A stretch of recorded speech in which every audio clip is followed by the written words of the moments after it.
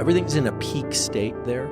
I really think that's where optimal performance lies. It's very subjective and it varies depending on task and environment. So one way we can make it a little bit more operational and concrete is to say there is a sweet spot, if you will, where the level of internal autonomic arousal, aka stress or alertness, whatever you want to call it, is ideally matched to the speed of whatever challenge you have facing in the outside world. So we all have perception of the outside world is exteroception, and perception of our internal real estate, interoception. And when those two things, when interoception and exteroception are matched along a couple dimensions, performance tends to increase, or tends to be in optimal range. So for instance, if I don't play guitar, but I know you play guitar. So let's say you're trying to learn something new on the guitar. I'm not saying that being in these super high states of activation are the best place for you to be in order to learn. It may be that your internal arousal needs to be at a level where your analysis of space and time has to be well matched to the information coming in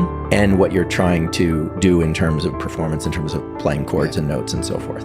Now, in these cases of high threat where things are coming in quickly and animals and humans need to react very quickly, the higher your state of autonomic arousal, the better, because you're slicing time more finely just because of the way the autonomic system works. The pupil dilation, for instance, and movement of the lens essentially changes your optics, and that's obvious. But with the change in optics is a change in how you bend time and slice time, which allows you to get more frames per second readout. With the guitar learning, for instance, it might actually be that you want to be almost sleepy, almost in a kind of drowsy state to be able to, and I don't play music, so I'm guessing here, but sense some of the nuance in the chords or the ways that you're to be relaxed enough that your fingers can follow an external cue. So matching the movement of your fingers to something that's pure exteroception. And so there is no perfect autonomic state for performance. This is why I don't favor terms like flow, because they're not well operationally defined enough. But I do believe that optimal or peak performance is going to arise when internal state is ideally matched to